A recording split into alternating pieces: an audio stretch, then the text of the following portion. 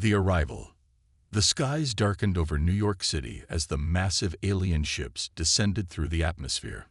Their sleek, obsidian hulls reflected the panicked city below, a stark contrast to the chaos erupting in the streets.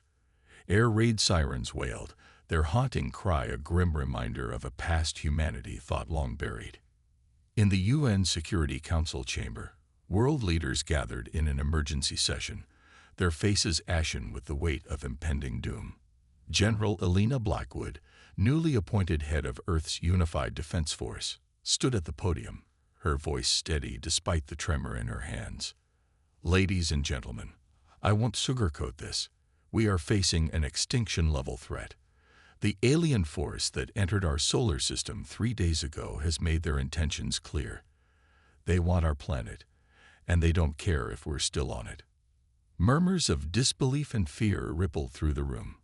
The Chinese representative, a usually stoic man, slammed his fist on the table. "What about our orbital defense grid? The plasma cannons? Surely our technology can." Blackwood cut him off with a sharp gesture. "I'm afraid not, Ambassador. Our most advanced weapons barely scratched their shields. It's like throwing pebbles at a tank." Screens around the room flickered to life, showing footage from the first engagement. Earth's Pride, a state-of-the-art battlecruiser, fired its main cannon at an alien frigate. The beam of superheated plasma splashed harmlessly against an iridescent barrier, dissipating into space like a firework. The Russian president leaned forward, his bushy eyebrows furrowed. "And our nuclear deterrent?" Blackwood's lips thinned into a grim line. "Ineffective. We launched a tactical warhead at one of their scout ships. They caught it, Mr. President, like a baseball. Then they disintegrated it."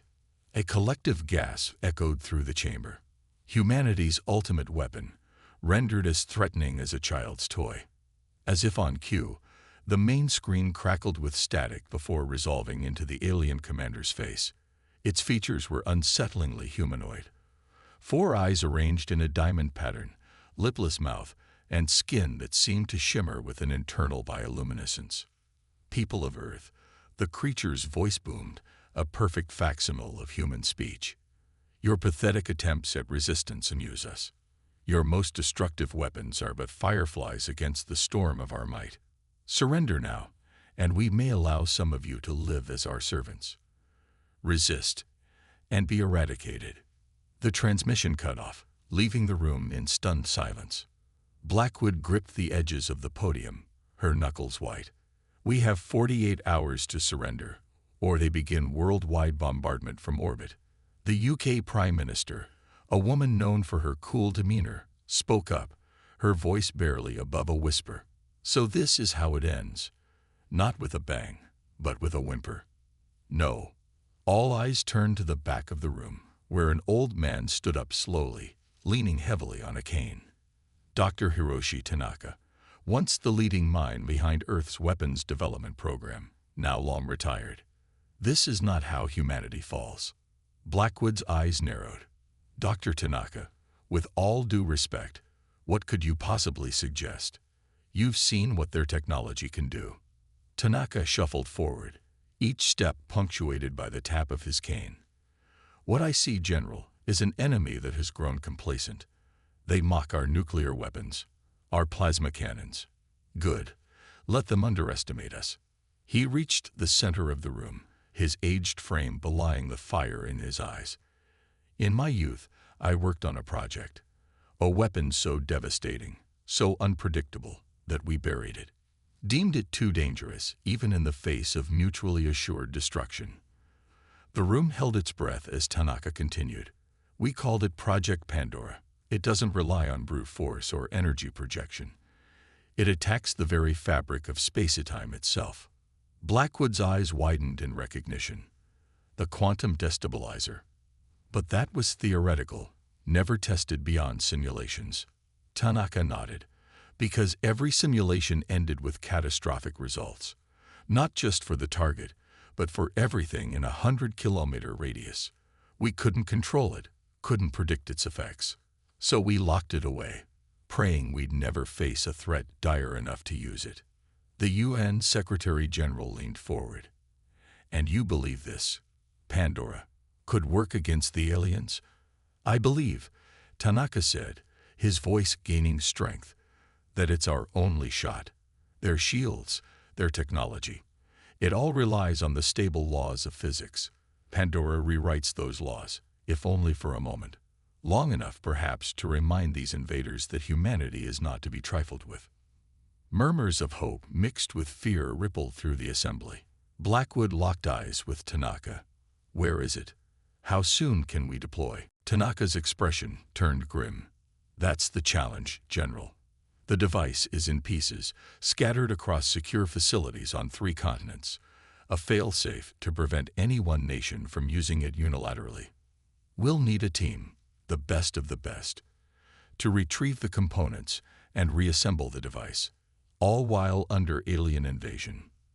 The Secretary General stood, his decision evident in his posture. "Dr. Tanaka, you have the full resources of the United Nations at your disposal. General Blackwood, assemble your team. Ladies and gentlemen, we have our mission. May God have mercy on our souls, for we are about to open Pandora's box." As the room erupted into a flurry of activity, Tanaka turned to gaze out the window at the alien ships hovering over the city. His reflection stared back at him, the weight of 7 billion lives etched in the lines of his face. "You may laugh at our nukes," he whispered to the distant invaders, "but the last laugh that belongs to humanity." The race against time had begun. Humanity, backed into a corner, was about to bare its teeth, and the universe would never be the same.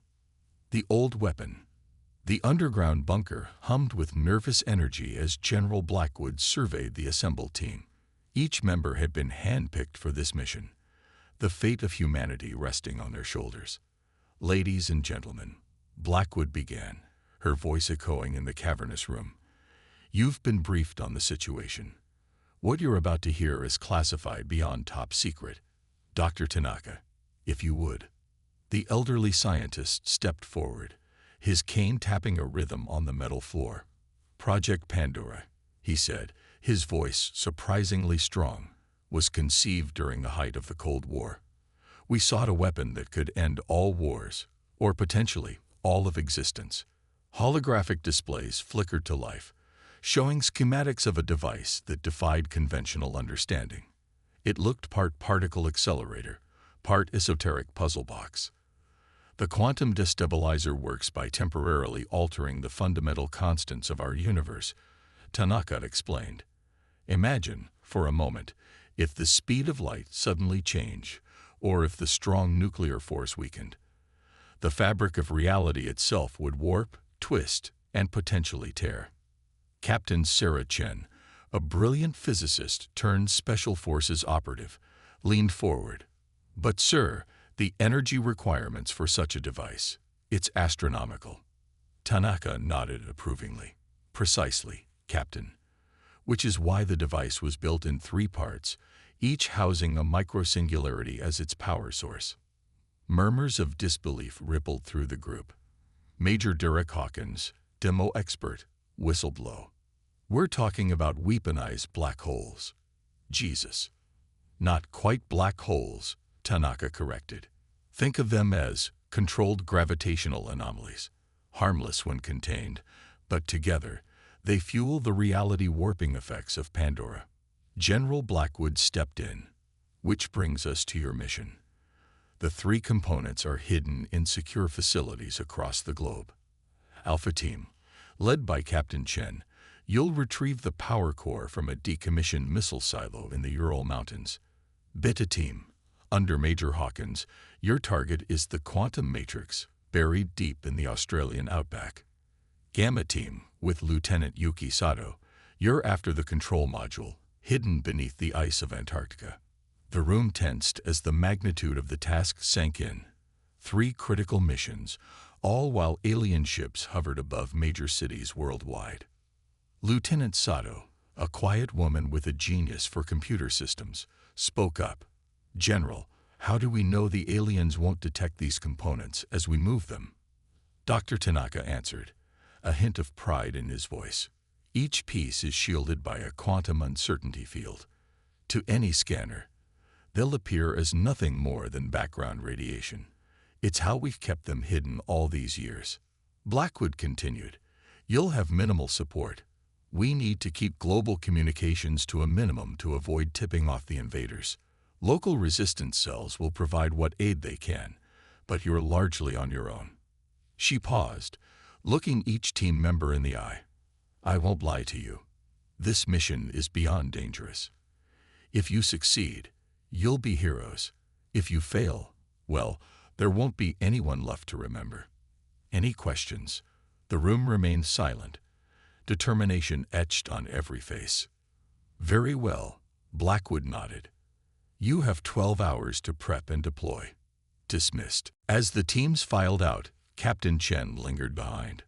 "Dr. Tanaka," she said softly, "I studied theoretical physics my entire career. What you're proposing, it breaks every rule we know." Tanaka smiled sadly. "My dear, when faced with extinction, we must be willing to break more than just rules. We break the very laws that bind our universe together." Across the globe, humanity held its breath. Alien ships maintained their ominous vigil, their weapons primed but silent. In city squares and town halls, in mosques and churches and temples, people gathered to pray, to hope, to say goodbye. In Washington, D.C., the president addressed a somber nation. "My fellow Americans, indeed my fellow citizens of Earth, we stand at the brink of annihilation, yet we do not falter. Throughout our history, humanity has faced seemingly insurmountable odds. We've weathered ice ages, plagues, world wars. Each time, we've emerged stronger, more united. This threat may come from beyond the stars, but our resolve shines brighter than any alien sun." Similar speeches echoed across the world. A message of defiance, of hope against hope. For while the public knew nothing of Project Pandora, they knew that somehow, somewhere, humanity was fighting back. In orbit, aboard the alien flagship, Supreme Commander Zixetl watched the speeches with amusement. Such bravado, it chittered to its subordinates. Even in the face of inevitable defeat, they cling to their pride. "Supreme Commander," a junior officer interrupted, "we're detecting increased movement on the surface. Military transports, civilian evacuations." Zixetl's 4 eyes blinked in sequence. "Let them scurry. It matters not where they hide. When the cleansing begins, no corner of this world will be safe." It turned its gaze to the blue marble below. "Prepare a demonstration. Target their Antarctic research station. Show them the futility of their classified bases." As the alien weapon powered up, Lieutenant Seto's team was already en route to the frozen continent, unaware that their mission had just become a deadly race against time. Back in the underground bunker, Dr. Tanaka hobbled to a private terminal. His gnarled fingers flew across the keyboard, entering a series of complex codes. Deep beneath the Earth's surface, long dormant systems began to awaken. Failsafes disengage, and data streams that had lain silent for decades burst to life. Tanaka leaned back, a mix of relief and trepidation on his face. "Pandora," he whispered, "forgive us for what we're about to unleash." As the 3 teams deployed to their respective locations, the alien fleet maintained its oppressive presence. The invaders, confident in their technological superiority, had no idea that humanity was about to change the rules of engagement. In labs and bunkers around the world, scientists and military strategists worked feverishly, preparing for the moment when an old, forgotten weapon might just tip the scales of cosmic war. The countdown to either salvation or annihilation had begun, and somewhere in the vast expanse of space, the universe itself seemed to hold its breath, awaiting the outcome of this pivotal moment in the saga of existence. Operation Retrograde. The icy winds of Antarctica howled around Lieutenant Yuki Sato as her team approached the research station. The facility, once a bustling hub of scientific discovery, now stood silent under the looming shadow of an alien scout ship. "Team, comms check," Sato whispered into her tactical gear. "Rodriguez, clear. Patel, reading you. Zong, 5x5. Sato nodded, her breath fogging in the frigid air. Remember, we're here for the control module. In and out, quiet as ghosts. The quantum uncertainty field should keep us hidden, but let's not push our luck. As they crept closer, the alien ship suddenly hummed to life. A sickly green glow emanated from its underbelly, growing in intensity. "Oh shit," Rodriguez hissed. "They're powering weapons." Sato's mind raced. Their intel hadn't predicted this. "Everyone, scatter. Use the crevices for cover." The team barely made it to safety when a beam of energy lanced down from the ship, vaporizing the research station in a blinding flash. Where once stood a testament to human scientific endeavor, now only a smoking crater remained. Patel's voice crackled over the comm, tinged with panic. "Lieutenant, please tell me the module wasn't in there." Sato allowed herself a grim smile. "Negative. That was a decoy. The real facility is 300 meters below us." Tanaka's paranoia just saved our asses. As the alien ship powered down, seemingly satisfied with its display of force, Sato's team regrouped. They located the hidden entrance, a narrow crevasse that would have been impossible to spot without precise coordinates. "All right, people, we're on the clock now." That little light show probably lit up every alien sensor in the hemisphere. "Let's move." Meanwhile, halfway across the world, Captain Sarah Chen's team was facing challenges of their own in the Ural Mountains. The abandoned missile silo that housed Pandora's power core was anything but abandoned. "Multiple hostiles," Chen reported, peering through her binoculars. "Looks like local militia. They're using the silo as a base." Major Derek Hawkins' voice crackled over their secure line. "Chen, sit rep. How's it looking up there in the frozen north?" Chen sighed. "Complicated, Hawkins. You?" In the sweltering heat of the Australian outback, Hawkins wiped sweat from his brow. "Oh, just taking a lovely stroll through the desert, dodging alien patrols, venomous everything, and the occasional sandstorm. So, Tuesday." Despite the gravity of their situation, Chen found herself smiling. Hawkins had a way of lightening the mood, even on the brink of extinction. "All right, smartest, keep your channel open. I've got an idea, but it's going to require some precise timing." Back in Antarctica, Sato's team had made it into the underground facility. The vast complex was a maze of dimly lit corridors and abandoned labs. According to the schematics, John reported, the control module should be in the central chamber. But these readings, "Lieutenant, something's not right." Sato frowned. "Elaborate." "The power signatures. They're fluctuating, almost like the module is actively running some kind of program." A chill that had nothing to do with the surrounding ice ran down Sato's spine. "Tanaka, you crafty old fox. You didn't just hide it, did you? You've had it running this whole time." In the Urals, Chen's plan was underway. Using a combination of holographic projectors and precisely timed explosions, they created the illusion of an alien attack on the malicious position. In the ensuing chaos, Chen's team slipped into the silo undetected. "Hawkins, we're in. How's your progress?" In Australia, Hawkins and his team had reached the entrance to the underground bunker housing the quantum matrix. Just cracked the door. "But Chen, we've got a problem.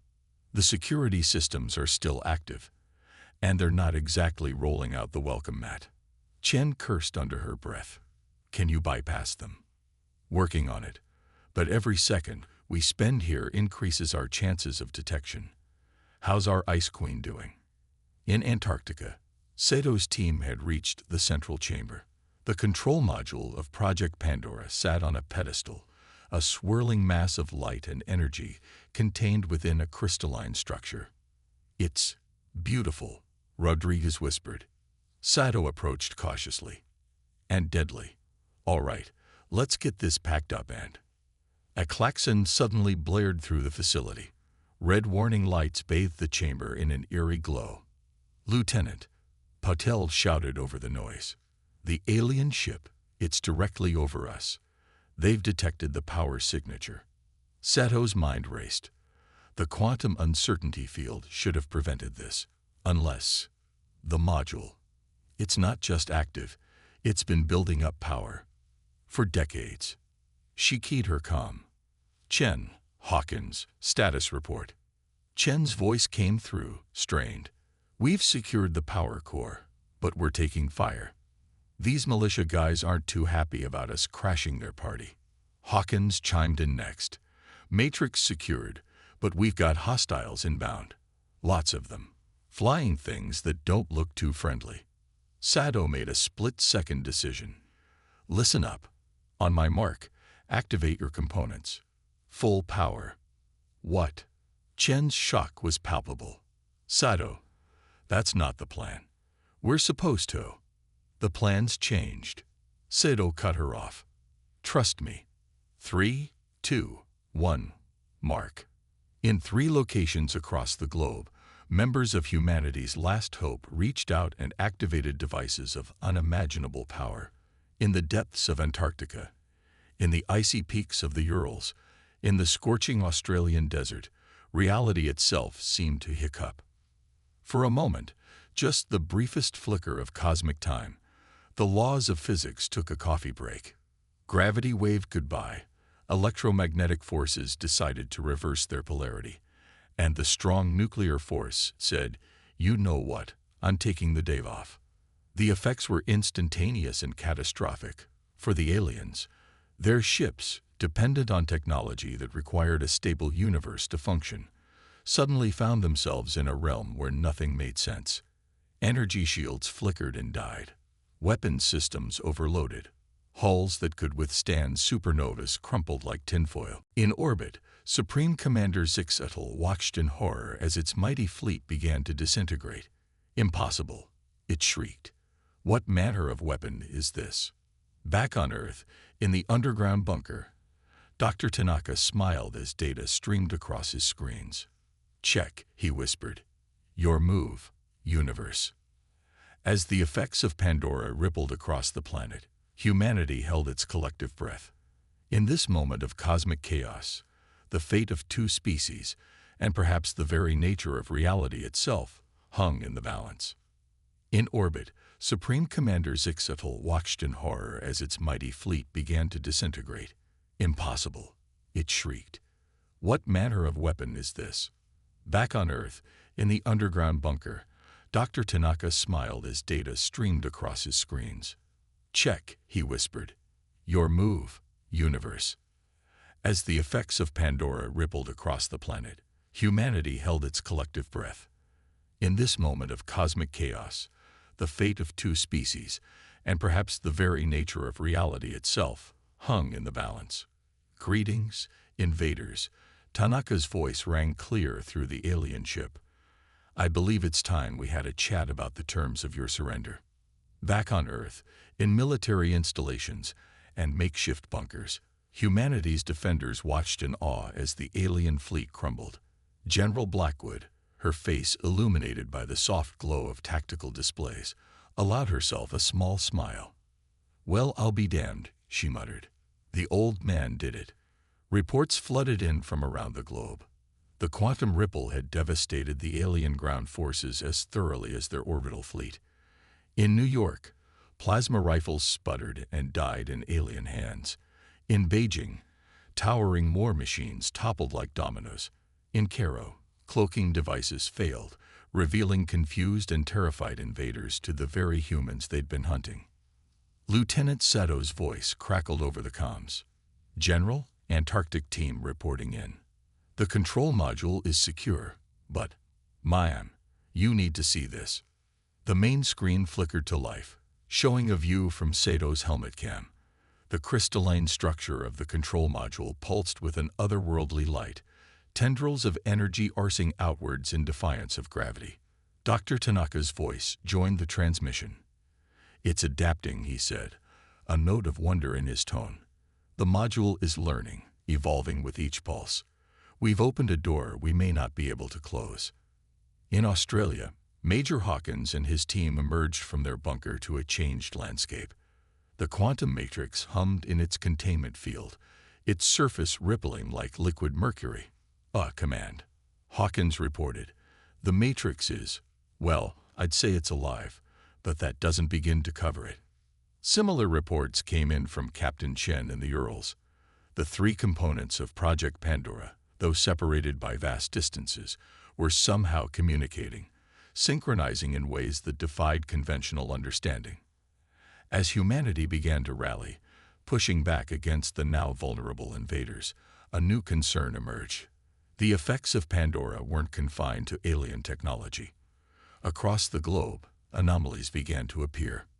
In Tokyo, gravity reversed in a 10-block radius, sending cars and debris floating skyward.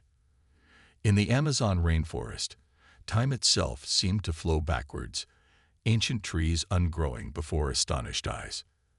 Dr. Tanaka's voice, tinged with urgency, addressed the world's leaders. "We've won the battle, but at what cost? Pandora's box is open, and we're only beginning to understand what we've unleashed."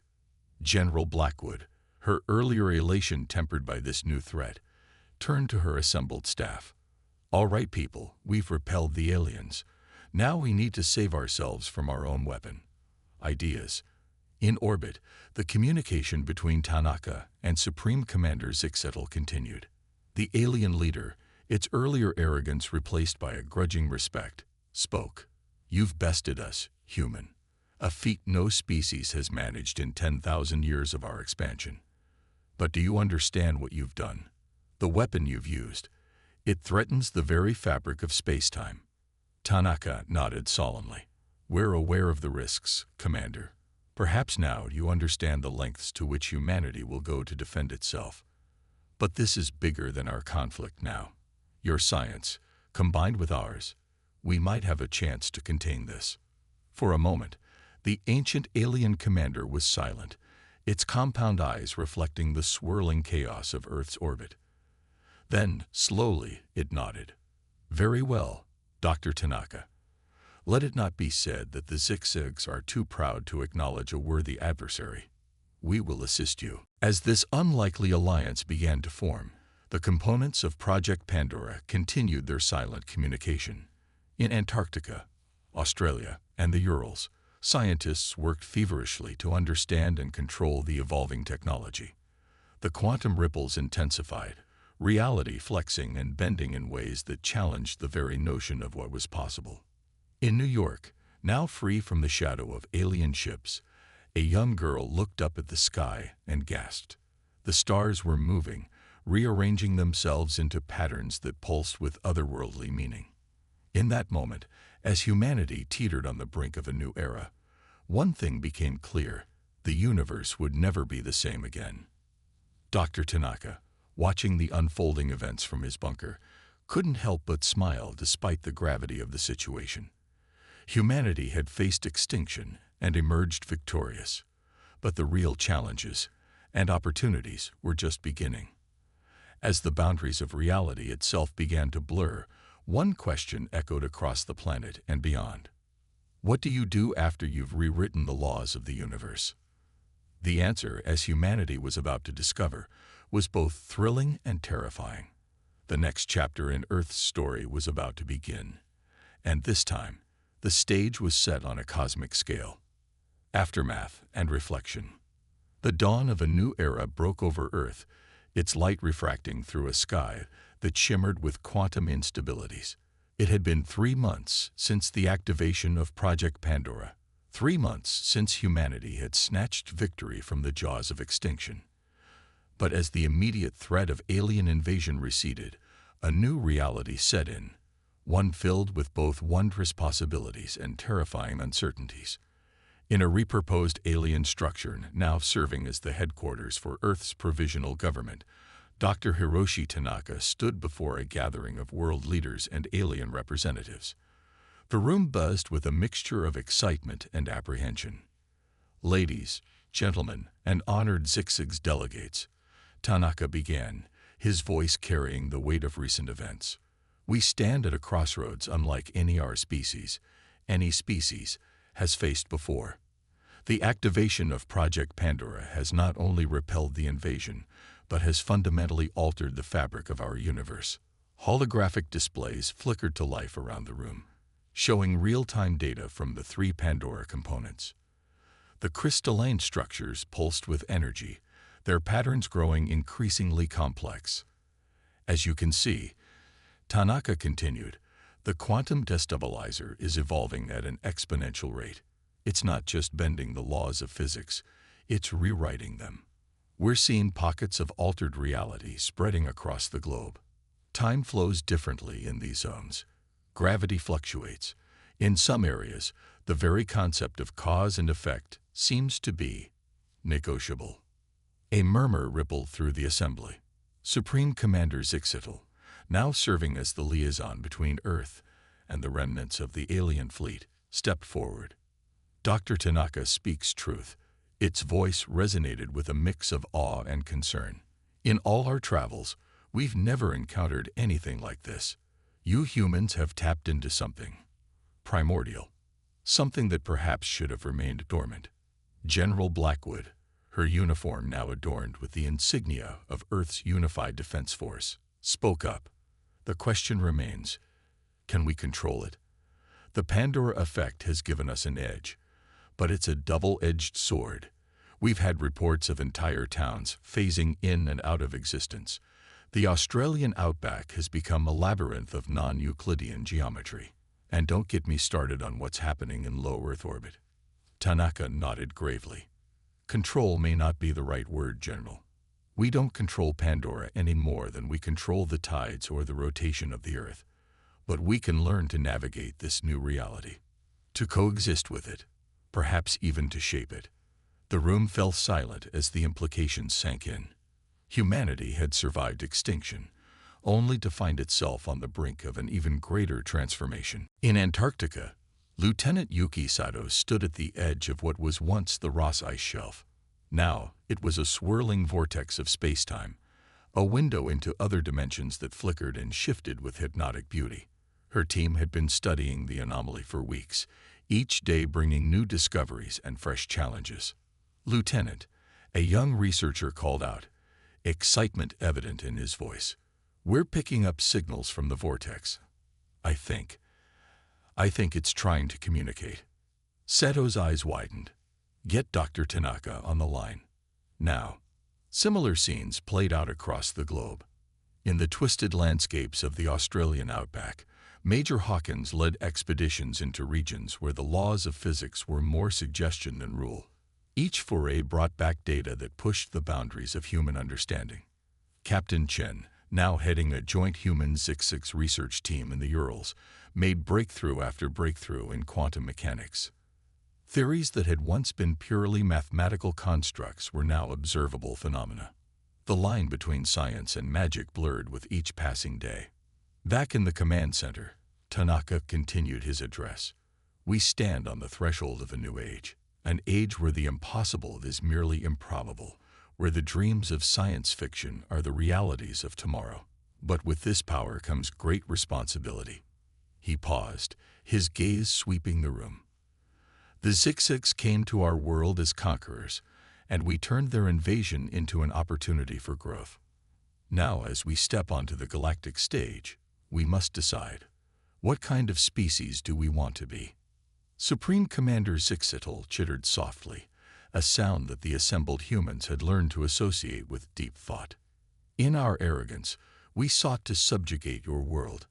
Instead, you have taught us humility, and shown us wonders beyond our imagining. Perhaps it is time for the Zixix to reassess our place in the cosmos as well. General Blackwood nodded, a wry smile playing on her lips. Well, I never thought I'd say this, but welcome to the neighborhood, Commander. As the meeting continued, discussing plans for containment zones, research initiatives, and the formation of a new interstellar alliance, a young Abe burst into the room. Dr. Tanaka, we're receiving a transmission from deep space. It's not 6-6. It's something else entirely. The room fell silent as a new voice filled the air, alien, yet somehow familiar. It spoke in no known language, Yet everyone present understood its message perfectly. You have taken your first steps into a larger universe. We have been waiting. Are you ready? Dr. Tanaka looked around the room, meeting the eyes of humans and aliens alike. In that moment, he saw not fear, but determination. Not confusion, but curiosity. He smiled, feeling the weight of years lift from his shoulders. Yes, he replied, speaking for all of humanity. We are ready. As the transmission ended, Earth stood poised on the brink of a new chapter. The invasion that had threatened to end human civilization had instead catapulted it into a cosmic community beyond imagination. Project Pandora, born from the desperation of a species facing extinction, had become the key to unlocking the secrets of the universe itself. In cities around the world, in the remnants of the alien fleet, and in the ever-shifting zones of altered reality, a new sense of purpose took hold. Humanity had not just survived, it had evolved. The challenges ahead were immense, the dangers real, but for the first time in history, the people of Earth looked to the stars not with fear, but with hope. The universe, in all its infinite complexity, had scoffed at humanity's primitive weapons. Now, as the boundaries of reality itself bent to human will, it was humanity's turn to laugh, not with arrogance, but with the joy of discovery, the thrill of the unknown, and the unshakable determination that had carried them from cave paintings to the very edges of existence. As night fell on this new Earth, stars twinkled in impossible colors, quantum anomalies danced on the horizon, and in every corner of the globe, humans looked up and wondered, what next? The answer, as always, lay in the indomitable spirit of a species that had faced the abyss and emerged stronger. Humanity's greatest adventure was just beginning.